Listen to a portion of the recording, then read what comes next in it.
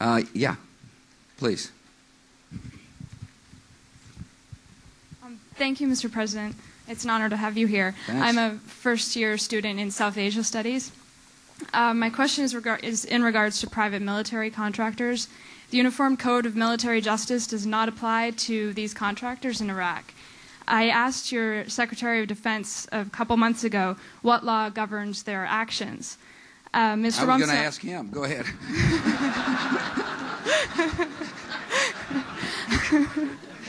Help. well,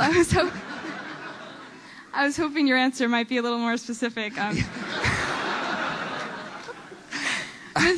Mr. Rumsfeld answered that Iraq has its own domestic laws, which he assumed apply to those private military contractors. However, Iraq is clearly not currently capable of enforcing its laws, much less against, over our American military contractors.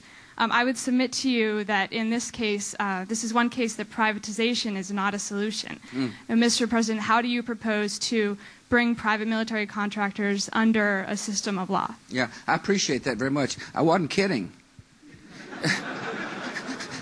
I pick up the phone and say, Mr. Secretary, I got an interesting question. This is what delegation, I don't mean to be dodging the question, although it's kind of convenient in this case, but never. I really will. I'm going to call the Secretary and say, you brought up a very valid question, and what are we doing about it? That's how I work.